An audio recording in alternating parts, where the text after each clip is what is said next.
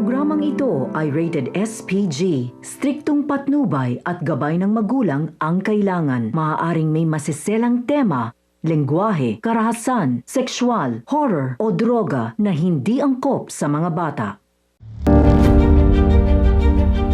Mapagpalang araw mga kapuso, narito ang mga pinakamainit na tagpo sa House of Lies. Pero bago ang lahat, kung bago ka pa lamang sa aking channel, baka pwedeng makahingi ng isang like, share at subscribe para lagi kang updated sa mga bagong videos na aking i-upload. Habang papalalim na ng palalim ang gabi, unti-unti na ring lumilitaw ang mga sekretong matagal nang ibinaon ni na Paolo at Greg sa kasalukuyan. Wala pa rin ngang kamalay-malay si Marge na siya pa rin ang sentro ng panlilinlang ni Thea, Greg at Paolo. Habang patuloy ang pinagtatakpan ng katotohanan, lalong nagiging delikado ang kanilang sitwasyon. Galit na galit si Greg kay Thea dahil sa kapalpakan nito. Para kay Greg, hindi nito iniingatan ang kanyang posisyon at maaring isang araw ay mabunyag ang lahat, ang kanilang kasalanan, ang kanilang mga sekreto at ang tunay nilang pagkatao. Dahil dito, inutusan ni Greg si Paolo na ayusin na ang kanyang mga galaw. Hindi raw dapat maulit ang pagkakamaling ito. Dahil susunod, maaring wala na silang takas. Pinakakinatatakutan ni Greg ang posibilidad na malaman ni Marge ang pinakatatagong lihim na si Ashley ay anak ni Paolo dito kay Thea. Isang katotohanan na kayang gumiba ng pamilya at sumira sa lahat ng kanilang pinaghirapan. Kaya naman habang may oras pa, pinayuhan ni Greg si Paolo na magdoble ingat at pagsabihan si Thea. Dahil kapag nalaman ni na Regina at Marge ang lahat, siguradong guguho ang kanilang mundo. Ngunit ang mas nakakagulat na katotohanan, kaya inutos ni Greg kay Thea na ipasunog ang mansyon upang ilihis ang atensyon ng lahat sa gitna ng nag-aalab na tensyon dahil sa pagtataksil ni na Paolo at Thea sa kanilang mga asawa.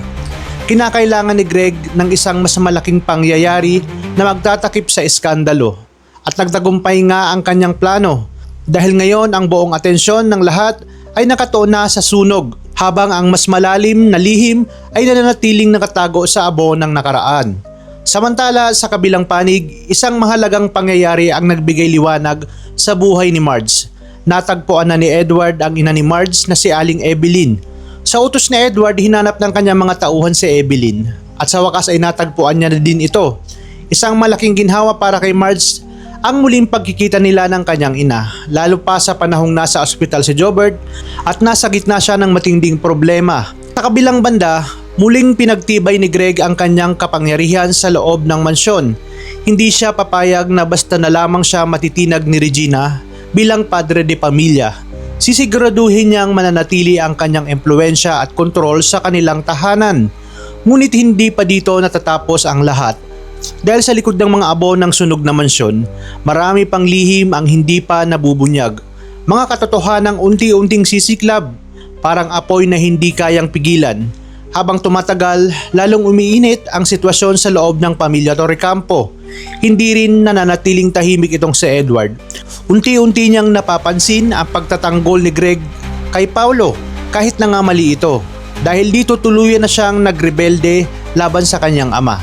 Sa gitna ng kanyang pagtatalo, halos mauwi na sa suntukan ang lahat at isang iglap na unang nakapagsuntok si Edward dito kay Greg. Agad na umawat si Paolo at ipinahinto ang gulo.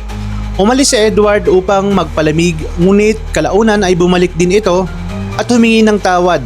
Ngunit nanatiling tahimik si Greg at punong-puno ng sakit at galit. Alam ni Greg na ginagawa ito ni Edward dahil may mas malaki pala itong plano. Dumating si Regina upang ipagtanggol ang kanilang anak, ngunit tila ba sarado na ang isip ni Greg sa lahat ng paliwanag. Para bang mas pinili niyang panghawakan ang kanyang kapangyarihan kaysa unawain ang nararamdaman ng sariling pamilya. At dito nga papasok na ang pinakamapanganib na yugto. Dahil kapag nalaman ni Marge ang buong katotohanan, siya mananahimik. Ang babaeng minsang nagtiwala at nagmahal ay posibleng maging pinakamatinding kalaban. Marami pa tayong dapat abangan sa mga revelasyon, mga lihim at mga katotohanan na unti-unting nabubunyag sa mansyon ng mga Torrecampo. Hindi pa tapos ang apoy dahil ang mga susunod na sisiklab ay hindi lang basta sunog, kundi isang paghihigante. Talagang kapanapanabik ang mga susunod na tagpo sa House of Lies. Kaya naman tuloy-tuloy lang ang pagsubaybay dito. Maraming salamat sa inyong panonood. Pagpalain tayong lahat, mga kapuso.